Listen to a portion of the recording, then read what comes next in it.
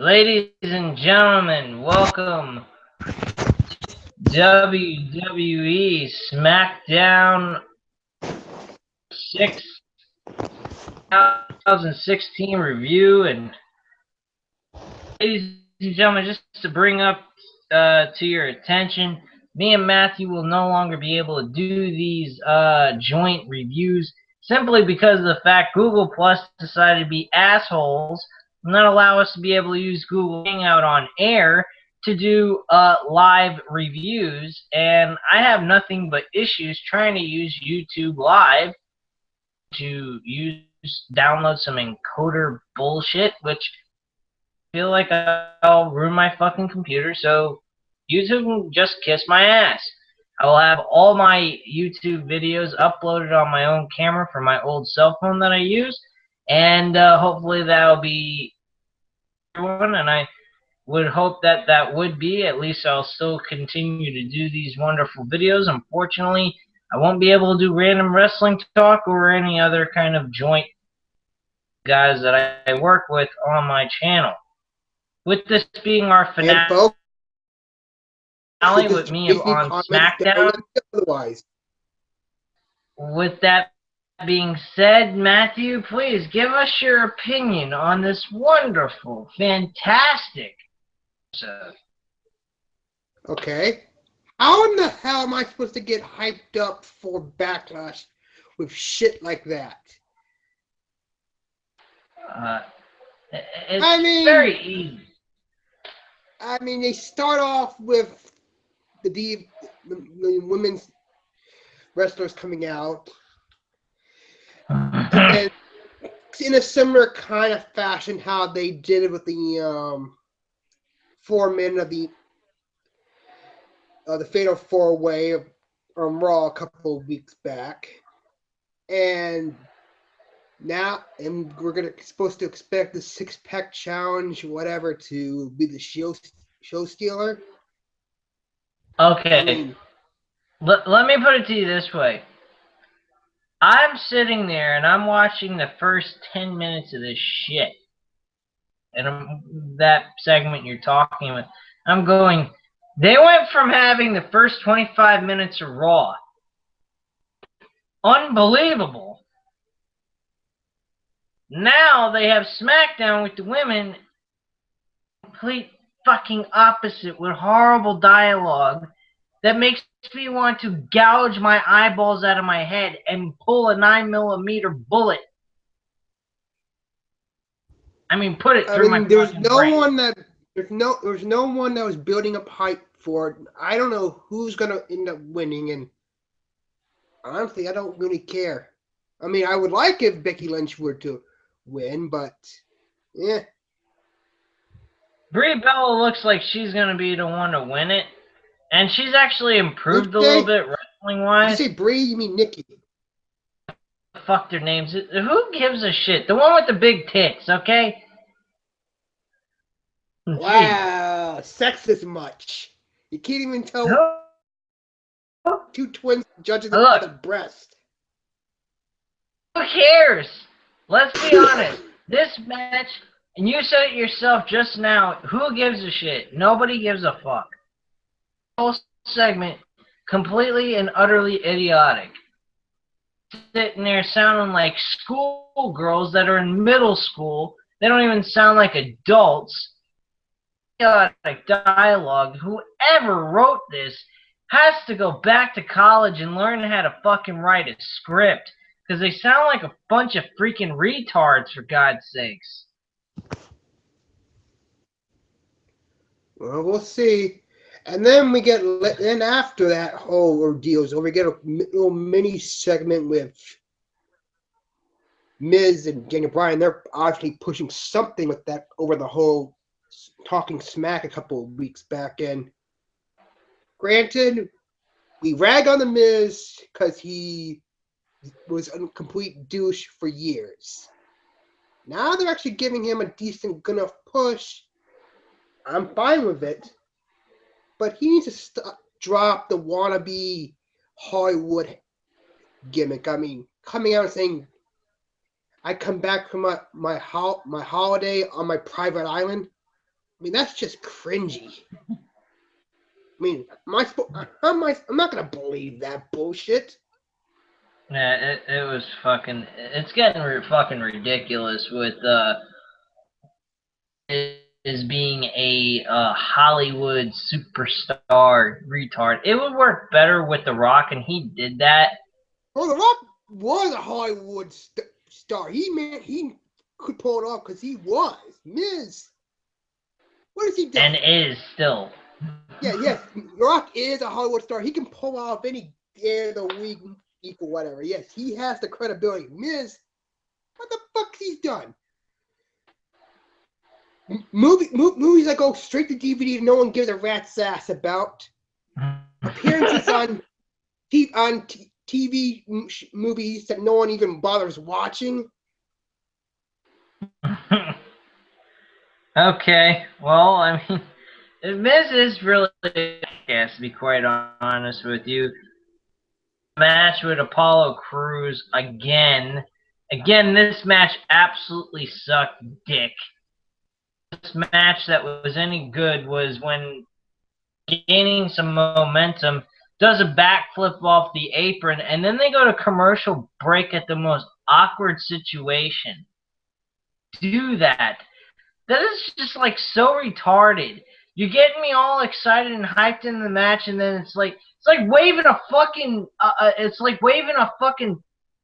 dog, saying, "Here you go, doggy. Here you go, doggy," and then pulling it away while he's trying to leap up for it.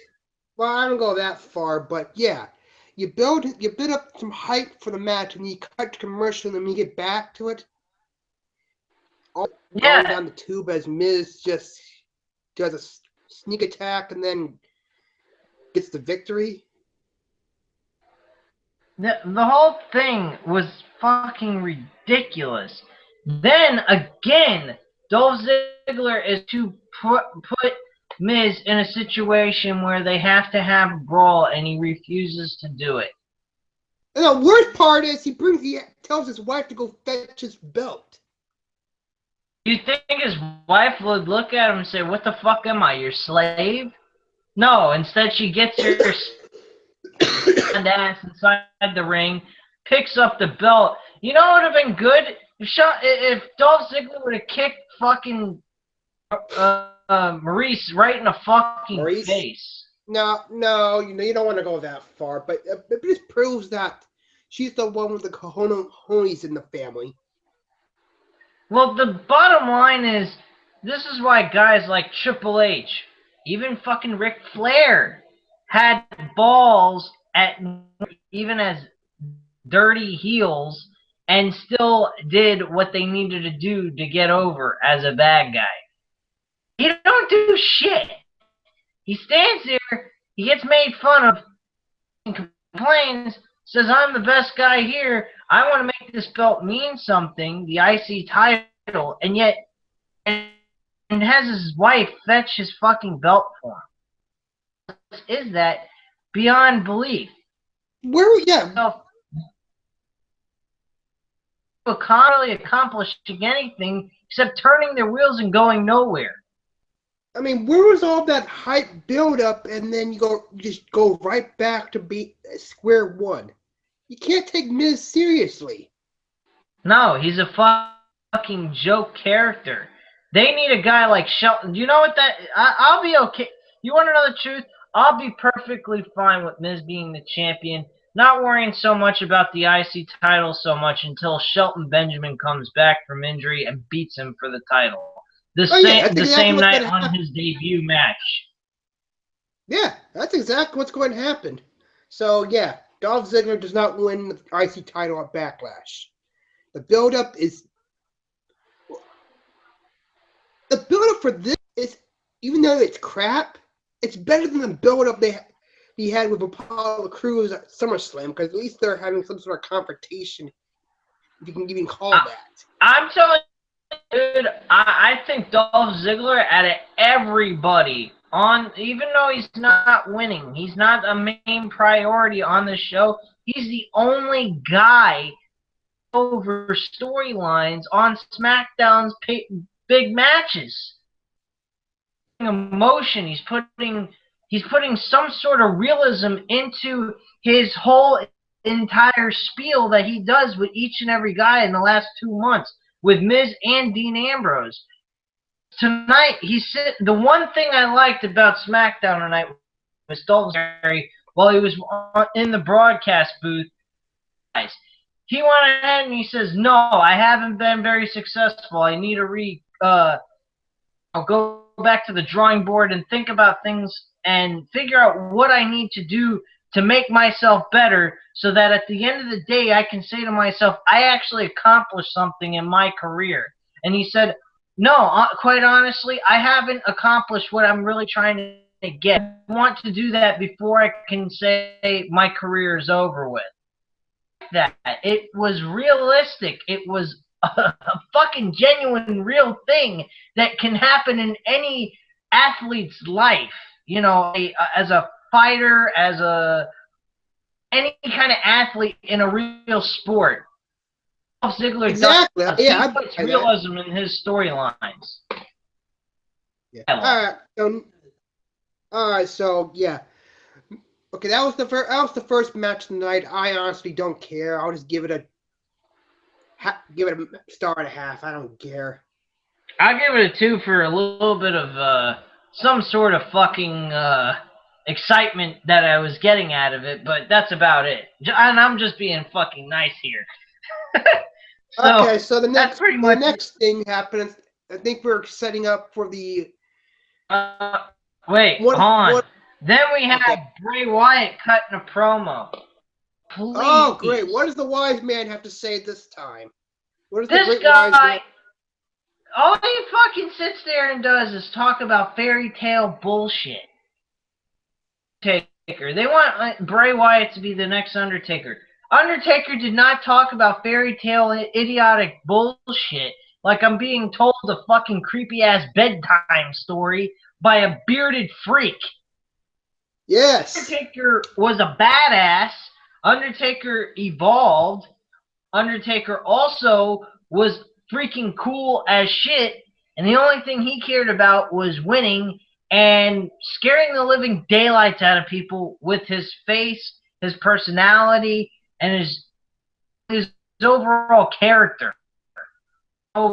Yes. This guy, he used to be great with the talking, but now it's just gotten so run on. It's seen to do the 3 moves of death. Do the whatever they fucking called it back when he was just doing 3 fucking moves at one time. You mean like the chokeslam, tombstone, and last ride? No, I'm talking about Johnson. I don't know what you're talking about. I can hear what you're saying is that Bray Wyatt's gimmick is getting stale because he doesn't evolve his character. Yes. At all. He is fucking bland as shit. He's sitting there talking about, oh, well, the Viper is a great guy. He's into a man, and I'm a man, and a shit with him talking about he's a god. If he's such a fucking god, just because he never lost a single match. He should have never lost a single match. He should have every fucking championship in the WWE, and he should be the freaking face of WWE. And on top of it, he should be in Brock Lesnar's place, not Brock Lesnar himself. Look, just because you have long hair and you elaborate your gimmick into like some sort of religious folklore or whatever does not make you obese Jesus.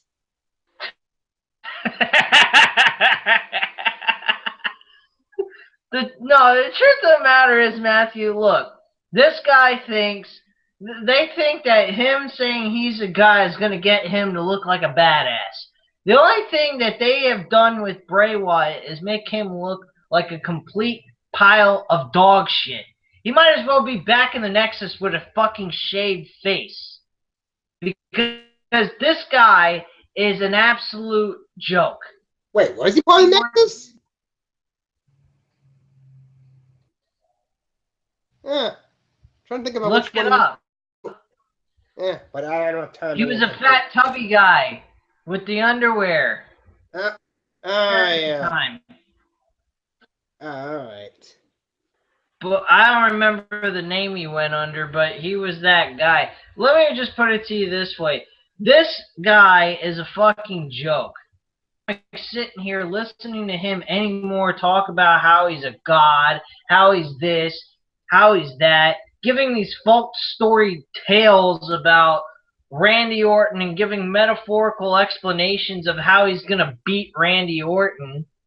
Again, it goes. Yeah, it's ridiculous. It goes back to how they wanted to make him look like Undertaker. When Undertaker did the whole mind game scenarios, he would, pop up behind you out of nowhere and then start beating the crap out of you or scare them daylights. But having Bray Wyatt sitting in a rocking chair telling some sort of like BS fairy tale, it's not scary. Yeah, it's just fucking ridiculous. Quite frankly, you're going to find this crazy, and I think most people might find what I say to be, I'd rather fucking Kane be filling in Bray Wyatt's spot at himself. Because, quite frankly, at least Kane didn't stand there and do Mickey Mouse games all the time, saying the same run-on shit. All they had to do, not give him a mic, just let him go in the ring, choke slam people like he did tonight with Fandango. Yeah, and we'll just pass on that. Itself. Okay, and we'll just pass on that segment. All right, next match, I believe, is the American Alpha versus... I got it up right here. Tag, it's Becky Lynch, Nikki, and Naomi versus Natalya, Alexa, and Carmella. Carmella actually picks up the victory. A rear naked choke with her legs, I guess you could say. Yeah, I saw the move looked painful, but and I gave her momentum. That's all I'm going to say about it. Well, the move is realistic, number one. Number one. Number two, it was actually the best thing that they could possibly do is placing it on Nikki Bella because it's realistic. She does have a legit neck problem that she's just got over and recovered from.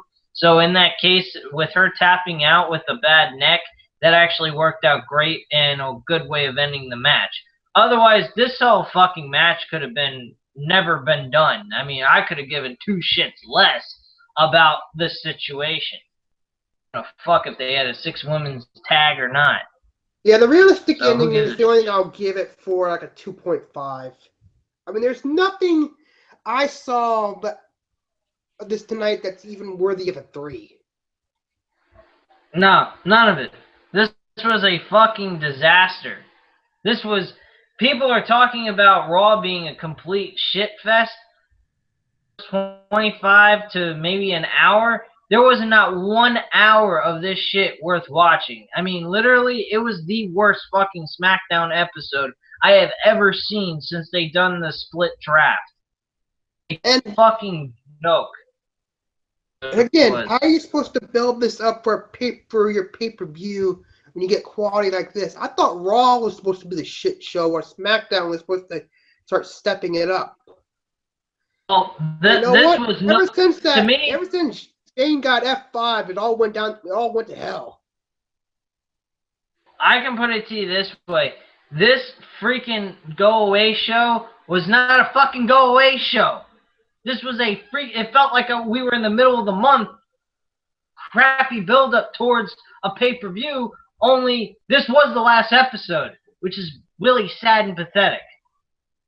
It goes back to how I think they're going to work it out. I think they're honestly going to give Raw the more priority than with SmackDown, because SmackDown pay-per-views are in the middle of the month, and then the Raw ones are at the end.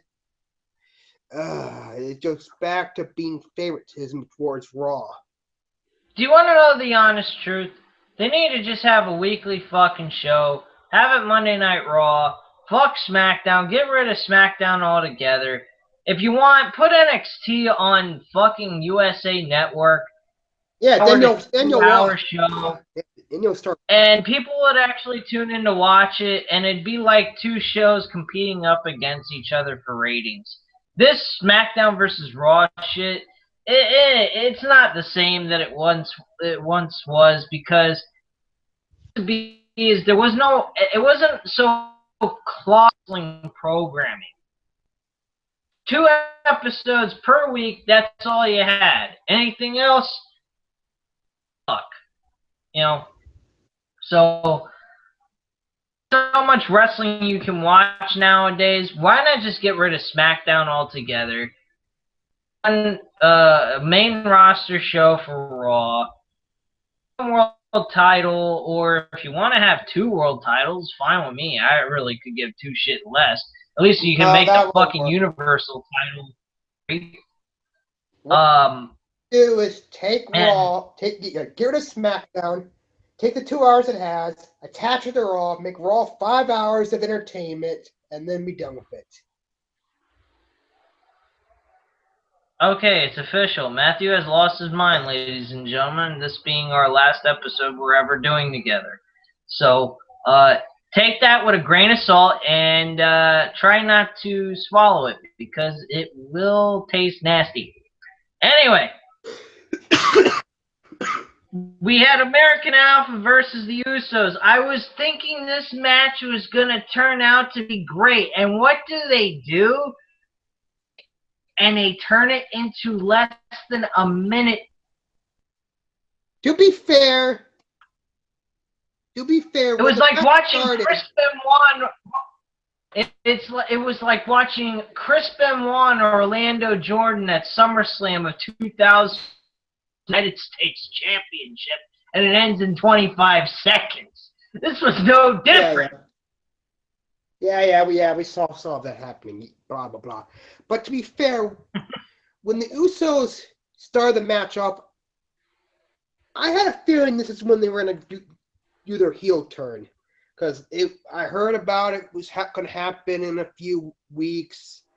The tag team division does not have a primary heel team. So I expected that. That was the eventual trying to take out his leg in the fashion they did. Because seriously, positioning his leg and then having a guy just full body crashing on it, I don't care if you position it in the right angle, that leg's going to snap. Well, here's the thing, Matt. I actually found out something that's going to blow your fucking mind. I'm on NoDQ.com on my cell phone right now, and there's actually word on NoDQ about the article in a riff. It was announced on Talking Smackdown that American Alpha will not be able to compete at the Backlash due to the Usos injuring Chad Gable. The Usos will now face the Hypo Brothers at Backlash, with the winners facing Heath Slater and Rhino later in the evening. My God. What the hell? I mean, yes, I'm going to say this again. I can understand the Usos going heel in the way they did, but why would they take out the most popular team on the roster that was going to build? You're going to build the tag team division on. I have no idea, but the thing is, this is what's going to happen. The Usos are going to be crowned the new tag team champions at Backlash. That's what I am predicting, number one. Number two, I think that this is ridiculous that they would have the Hypo Brothers, who lost to Heath Slater and Rhino, get another shot, and the Usos get another shot to compete for the tag in this tournament they both lost. That is fucking ridiculous. What they really should do is have fucking, who's the other, Jordan, what's his name? Chad Gable. Jordan. Just go with Jordan. Jordan? Yeah.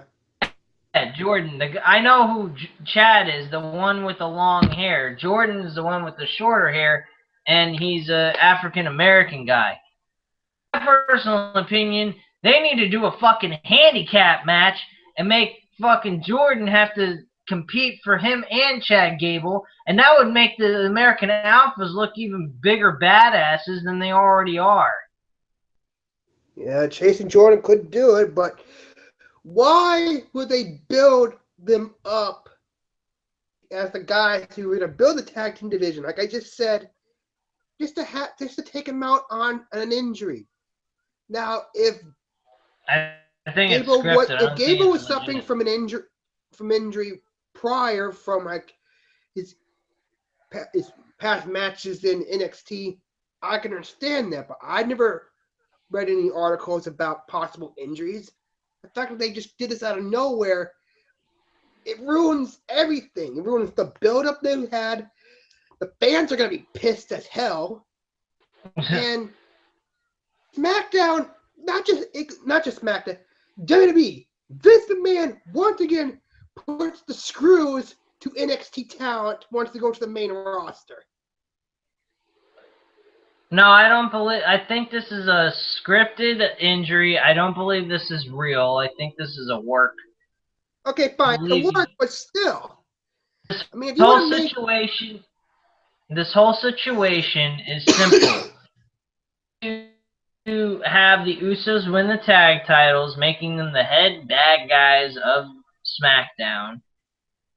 Next month rolls around. In October, they're going to have the American Alpha tag team compete one-on-one against the Usos for those tag titles at the next pay-per-view, which I believe is No Mercy, they're calling it. So, here's what is going to happen. The American Alphas are going to be in a constant struggle and be underdogs trying to win the tag titles, and then eventually, probably by Survivor Series, they should become the new tag team champions. Probably will happen. I think they should do a 4-corner elimination tag team match for the tag titles. Tag team titles. And it is Survivor Series, so it's elimination type matches. Well, let's see what happens. Okay, so that was the big hype up for that. All right, so let's. That was shit. Oh, we got another fairy tale story made by Randy Orton backstage with the announcer and the interviewer, that chick, and he goes on to say that, well, the snake goes ahead, sits there and wants the rabbit or whatever the hell it was looking for. The man is hungry. He wants to eat the rabbit, whatever. So he's looking at the snake, and he's slowly walking to the rabbit, not trying to disturb the snake so he won't get bitten. But the moment he goes ahead and grabs the rabbit, the snake bites the man and gets the rabbit and the man. Randy Orton's basic operando is, I'm just going to wait patiently and attack when the time is right. Great. His entire strategy is RKO out of nowhere. Okay. Next. The same fucking shit he's been saying since he's returned. Yeah, pretty much. Okay, so moving on. Next we have, again, Rhino and Heath Slater and their fairy tale storyline against the Hype Bros. And Rhino again picks up the victory with a fucking gore. Gore! Hearing him and Heath Slater. The matter is, they were the one thing that they could Intercontinental Championship on Rhino.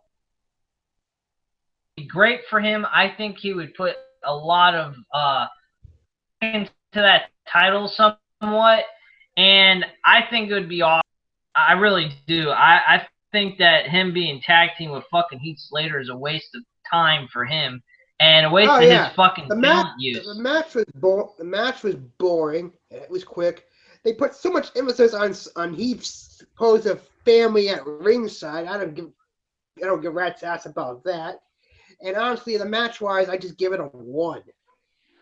Yeah. It was fucking a joke. I didn't even pay attention to it. I give it a 0.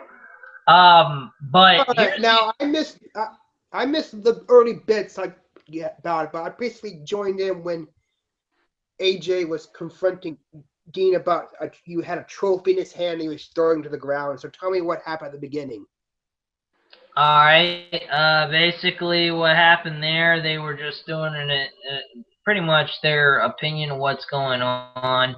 Dean Ambrose said, "Well, here's a trophy. This is about the only trophy I'm giving you." Basically, stating, "I'm not handing over this title to you. You're gonna have to kill me to get it."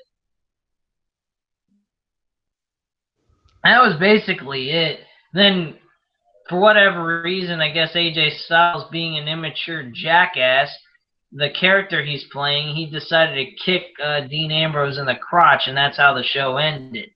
But going before that, we had AJ Styles with Renee Young. To say it was probably by far worst I have AJ Styles in my life.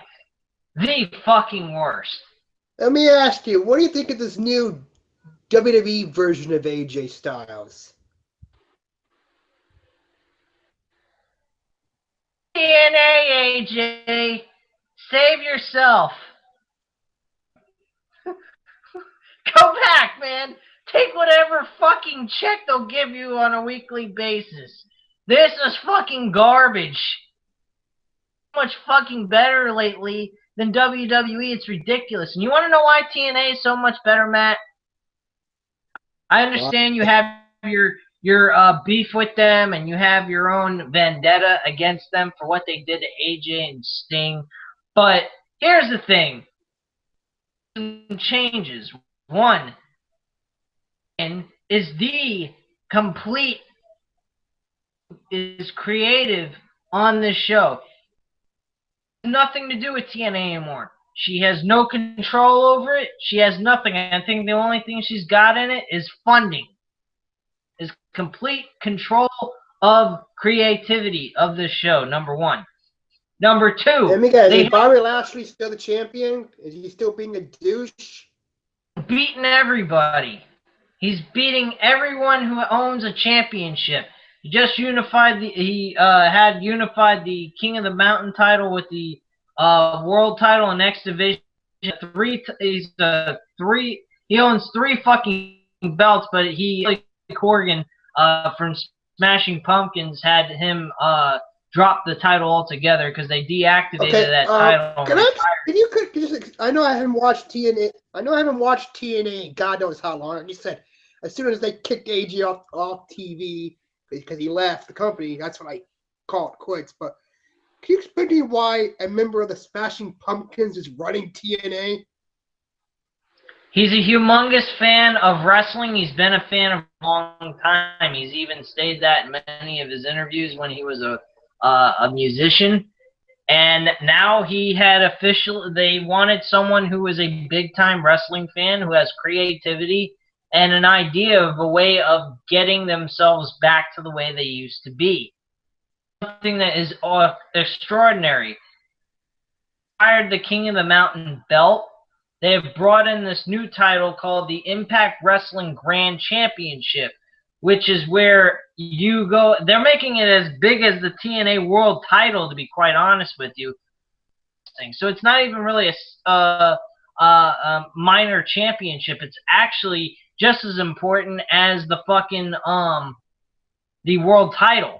And this belt is basically done in a boxing UFC type style. There's, I think, 3 to 5 minutes per round, 3 rounds, and at the end of those 3 rounds, the scorecard, and they actually have judges in the back that give their score on who really was winning the match. And it's a scoring system of 10 being the best, 9 or less being the one who didn't win that round. And I know DJZ recaptured the X Division title in a Ultimate X match. No, he did not capture the title at all. It's still the TNA X Division champion. Okay, so Bobby Lashley is also playing a Brock Lesnar type character, only he's on there on a weekly basis, unlike Brock Lesnar. So he still has all the belts and basically just treating the company like his own personal bitch. He basically has come to the conclusion that he wants to prove that he's the greatest wrestler in TNA history. He wants to eliminate every single person on the roster. He's willing to defend the titles, any championship that he has, against any opponent that believes that they can actually win the belt from him. And he's willing to give them a shot in any kind of match that they want. Now, he's not the greatest talker in the world. I won't say that, but he is decent. It's more than what fucking Brock Lesnar does, for God's sakes. He's in the ring and lets a Jewish man who looks like the fucking Penguin from Batman, Paul Heyman, but he's one of the best. I won't deny that. He is one of the best freaking talkers and promoters of all time. He can make anyone look fucking good. They took Cesaro away from Paul Heyman because I think Paul Heyman would have, if they would have stuck with that, it would have worked out great for Cesaro. Just basically it on that. But that's my whole point. All right. You know what? You pretty much convinced me. I am kind of fed up with the current Raw and SmackDown situations, and I will always still watch NXT, and I'll be upset when the Cruiserweight Classic is over because those matches are unreal. But tell you what, Thursday I'll give TNA another shot. We're gonna be legitimately surprised because, quite honestly, I mean, as long as broken Matt Hardy still complaining about Brother Nero, I might still watch it. No, I'm dead serious. I've actually watched some of it. I know what they're doing. They're not making it serious. They're joking around. They are not trying so hard to make this so damn important. They are just having fun with it. They're screwing around and they're having fun with it. And it's making Matt Hardy seem more important than Jeff Hardy, which WWE couldn't ever do. They couldn't ever make them both look good. Jeff Hardy, he's just as important as Matt Hardy, but Matt Hardy seems to be even more important than Jeff Hardy is. Which is fucking amazing how they were able to do that. And they do it in a very laid back, not so serious type of comedic way. Good on their part. Don't try so fucking hard. Yeah, it's true. And if the rumors are true that Cody Rhodes is going to sign with TNA, hey, that's decent enough. We can watch. He's planning on signing with both TNA and ROH. He's wrestling for both. But I'm just saying, if we can see Cody Rhodes on a weekly basis as Cody Rhodes and not Stardust, I'll be decent enough good enough to watch. I hear it, man. I'm still going to watch WWE regardless. I want to see them improve, but it's just they are not showing things of change. It's like they don't care anymore. Yeah, TNA is showing. They are showing that they're trying to make changes. They're testing things out. They're trying to erase the big black dot mark that is Hulk Hogan and Eric Bischoff. That's when TNA kind of went down the shithole. That's true, too. Here's another guy that they've developed into that I actually like a lot. And he worked very well with James Storm for a couple of weeks, and then they had a match, and the King of the Mountain belt to James Storm before James Storm faced Lashley and lost the King of the Mountain belt to him. TNA World title and X Division title on the line. This guy, Eli Drake, he is fucking hilarious. I mean, he will get me to laugh. He will get me to hate him. He'll make me find him a fucking completely annoying and get me to hate his fucking guts. He has his own talk show. It's called The Facts of Life. Calls everyone dummy. He has a button where he hits it and it goes, dummy, yeah. And it's just like fucking hilarious, the whole fucking thing. And he's acting like he's talking to the crowd, trying to baby face, but he's So actually still playing a heel. basically, he's like a better version of. He's like the Jericho back in the day.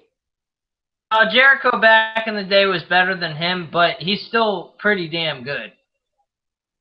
So I put it to you that way, and better than Chris Jericho is now. Mm-hmm. So that's all I have to say. But I want you to form your own opinion on that whenever you get a chance to watch him, because he's pretty damn Another good. note, have you been keeping track on the Cruiserweight Classic? I mean, the past couple matches here and there. I might at some point watch. They have it on demand, so I'll just watch it at some point. I found out that a lot of the guys that are in the tournament are going to be on the. Yeah, I read that too. I read it, but too. So we are going to be seeing Cedric Anderson a lot more often.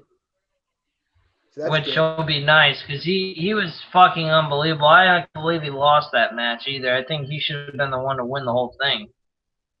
But that's not here or there. It doesn't really matter.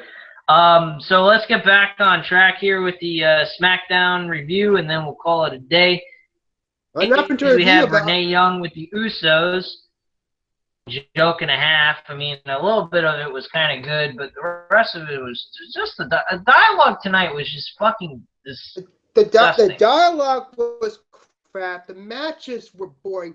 Honestly, if there was no network, for $9.99 a month, I have no reason I would want to spend a dime, a penny on Backlash. There's no rhyme or reason for this pay-per-view. This pay-per-view, and to be quite honest with you, should have had No Mercy at October. Clash of Champions should be happening at the same time it's happening now, and that's how it should have kept going and going. This pay-per-view was too rushed, number one. Number two, it didn't have enough weeks to be built up the proper way. And now that they'll have this pay-per-view, it will... They should not have Backlash. They should just do one pay-per-view a month per show, like they did back in the day, back when they did have a good roundabout brand split. You can't just... Well, I mean, they could get away... They could get away with this. Let me just say this. They could get away with... 2 pay-per-views per month. But the thing is, like I said, they shouldn't have put Backlash at 2 weeks after the SummerSlam pay-per-view. It should have been... Pay-per-view should have been in October. Raw's pay-per-view should have been this coming 25th of this month. So that's really how it should be going. Their pay-per-views should be running 4 weeks for them to be able to build up a good enough up. So I'm not going to be totally harsh on them, but I am going to be harsh on them for this fucking episode, because this was a freaking joke. It was a go-away show, and they fucking dropped the ball on this like it was going out of style. I have no desire whatsoever. No, honestly, I had completely forgot that Backlash was going to be on Sunday. I was actually just going to watch the other guys on FX. Are you fucking serious? You're going to watch the other guys that you've seen 1,000 times? No, I'm saying that. No, wait. I take that back. I was actually going to watch Anchorman 2 that was going to be on FX. I mean, I completely forgot that Backlash was going to even be on Sunday. What was the name of the movie? You broke up. 2. The what 2? Anchorman, remember that? Ron Burgundy? Where are you, man? It kept fucking breaking up. Bad. Okay, well, big whoop. I have it on DVD. I can watch it without it being edited out. So our last... is we get fucking AJ Styles out in the arena. All AJ Styles... Wait, before we go off the air, let's talk about the dick move AJ did to that poor guy's cell phone. I mean, what was up Yeah, with that? all he did, I'm just about to say this, Matthew. All AJ Styles did was act like a prima donna bitch. This character he's playing is completely idiotic. Show glimpses of his New Japan Wrestling and TNA character mixed No, in with that's this not fucking that. disgusting Granted, WWE garbage. it's not that. Not that. I mean, I honestly have no idea what kind of character AJ, except he was a top heel leader of the Bullet Club. So yeah, that's all I know. In TNA, he was one of the freaking men that built the company. I mean, yes, when he went heel, it was kind of cringy when he went heel a couple of times. I was never used to it, especially when buddy with Ric Flair. I mean, I did not like that. It's not something that AJ Styles was in agreement of doing either in TNA. He thought that was a big mistake they were doing, but he went along with it, and he actually enjoyed working with it. Just he didn't think that it was the right thing to do with his character. He thought it was kind of stupid and just making his character go backwards instead of forwards, Yeah, which is what happened anyway. and then when he became, Christian's lackey, that's another thing I never really liked. I mean, AJ should never be somebody's go-to guy. Well, actually, no. He was playing a bad guy during that time, so it was his first time ever playing a heel role. So for him to do that behind a guy like Christian, who's been wrestling since 1998-99, I didn't see anything wrong with it. And jumping to Kurt Angle's team, fucking ridiculous. But I mean, it's a bigger name, and eventually that led to him having great matches with Kurt Angle after they split up. So all in all, it was actually worth in his best interest to actually go about doing all those things that they did. Like you said, the Ric Flair thing, that was shit. This right now is shit. He's complaining and acting like a prima donna. That he landed on his testicles on a fucking rope. Like, how many guys have we seen over the years of watching wrestling? Have we seen guys land on a fucking rope? I've seen people getting hit with a nut. I call it the Nutcracker Suite just to be joking around, but so I find it funny. And then here's AJ just whining and bitching about it. Like I said earlier today, just because the man lost his balls last week doesn't mean he has to be a dick about it. My point is simple.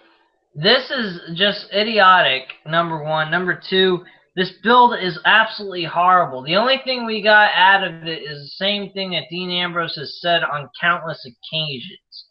Oh. Have to drag the title away from his dead hands. I did like the idea he gave him a trophy as a representation that that's the only thing that he'll be giving to AJ Styles.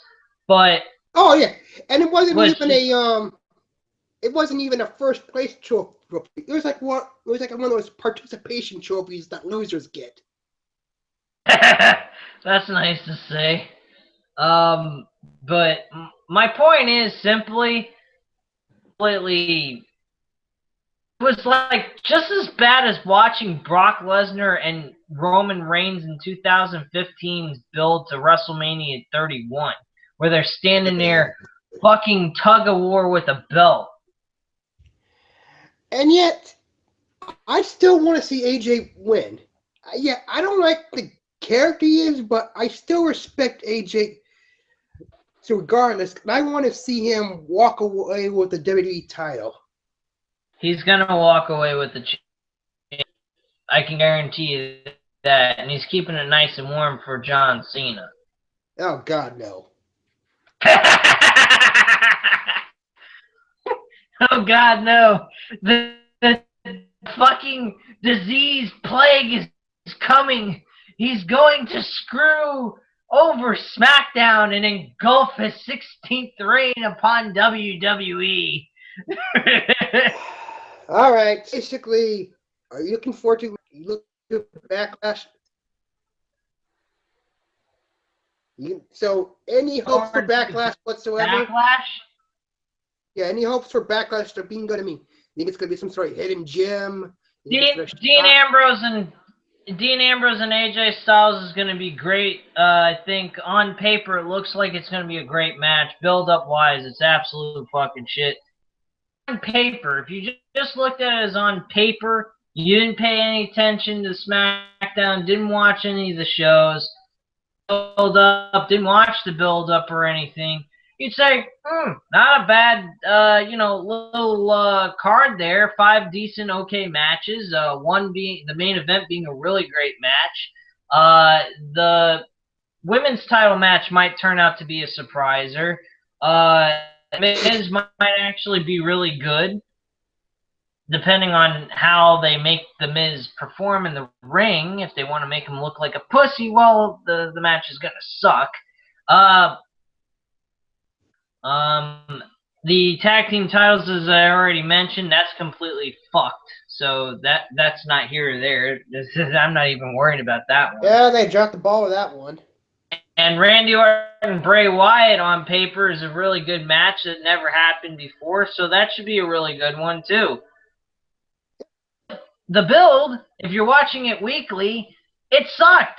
There's nothing to look forward to. The only thing to look forward to is the match to actually happen and the matches to actually end. It's like, watch. For one thing, the Bray Wyatt and Orton match doesn't make any sense at all.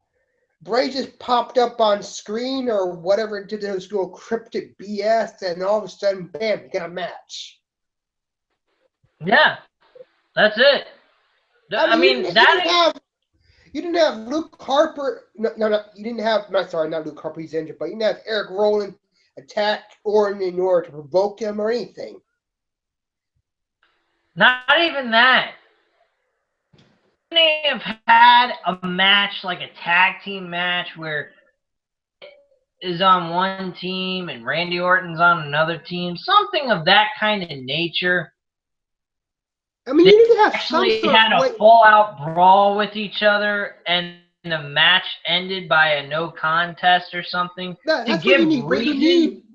What you need is some sort of like a size up situation. I mean, there was no build up. There was no sizing the two of them up.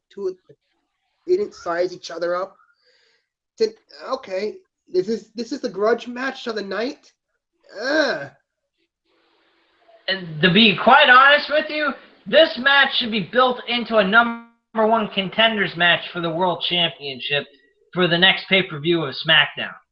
Really what should be going on. Exactly. I mean, even though it's boring, it's the hell to watch, and kind of predictable how they're setting it up, you have that ridiculous 7-match challenge thing between Sheamus and Cesaro, where they're challenging for number 1 contendership for the Universal title. No, they're not. They don't even mention specifically what belt. For all you know, they could be just saying, oh, it's for the United States title. Actually, I think it was on No DQ. They mentioned that there's actually going to be for a potential shot for the Universal title. A potential shot? As a way of saying, oh, we might give them a shot at the title, but we might just go ahead and forget about it and pretend like that never happened. Get out of here. They did this shit already. They said, oh, Cesaro and Sheamus go one-on-one on Monday Night Raw. The winner gets a potential shot at a championship.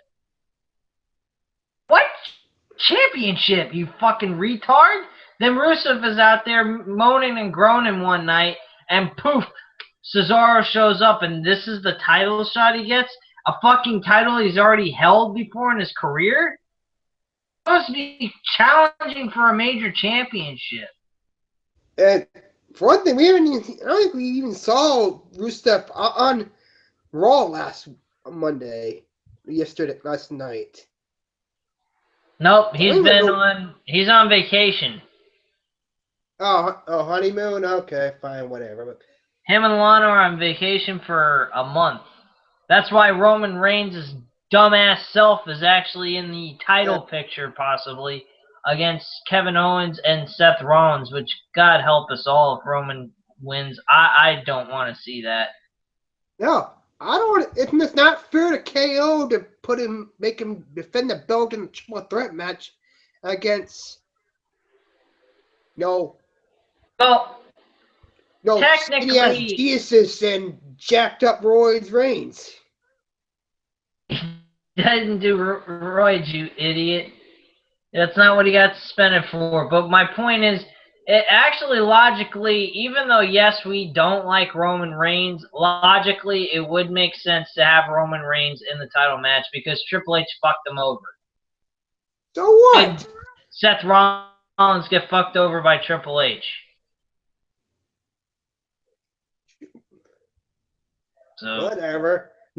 I'm still. They should do some sort of angle with Triple H when the time comes because that just went out of nowhere. They needed to do something to explain the situation more. yeah, that blew me away too. I could not believe that they did not have Triple H come out the next night, the next day, the next week, to explain why he did what he did.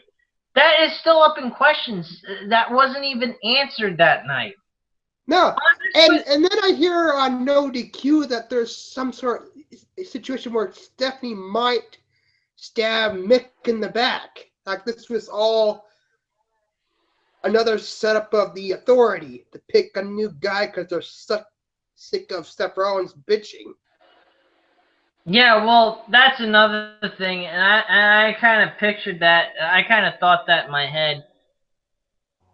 Here, either there's going to be a power struggle between Triple H and Stephanie McMahon with Mick Foley each other, and Triple H is going to have a pack of NXT big name stars. That's what I want to see. I want to Against- see a split roster between. I said earlier last week or whatever.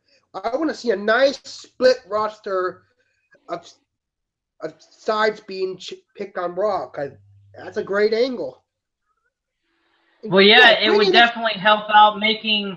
It would definitely help out making Survivor Series seem more important and have more of a build from starting at this point right now in September all the way up to fucking November. Exactly. I would love to see that. I would love to see a long-running story. At least a time between NXT guys that they choose to use for this storyline and a couple of guys for Raw. Yeah. All right. So. Series type of matchup. All right. I think we've pretty much covered everything else. Anything else you want to discuss before the farewell show? Nothing really. I mean, we might do a Backlash prediction video if you wanted to do that tomorrow. I know it's getting late for us right now, but I mean, if you want to do... I think we probably put the final nail in that coffin earlier when we pretty much just discussed Backlash. There's nothing more. I might do the video by myself tomorrow and get that out of the way. It'll probably be uploaded early in the late evening, like probably around 7, 8 o'clock. I'll probably have that uploaded. But yeah, that's pretty much it, guys. It was a pleasure doing this with Matt. By the way, if you happen to get to watch this video, it was great doing the random wrestling talks with you as well with Matthew. We will keep in touch and everything. So anytime you want to text, whatnot. And again, folks, if you find out this is bullshit to begin with, leave comments and let Bruce know that so we can continue doing these great shows for you. It's not bullshit, Matthew. I'm not making it up, you fucking dipshit. Guys, leave your why comments would Google and do opinions. this? Google's not complete assholes to everyone. Oh wait, take that back. I apologize. Yes, Google is an asshole to everybody. But anyway, guys, the videos will still continue to keep on coming. I will definitely upload them on a weekly basis. Sometime by the end of this week, I will give you my complete schedule breakdown of what I have planned to do on a weekly basis for this channel so that you guys have a weekly coming in on a weekly basis. Comments and opinions down below. Hit that subscribe button and have a great night, guys. It was a pleasure doing this video with you, Matt, and thank you very much for it. Peace!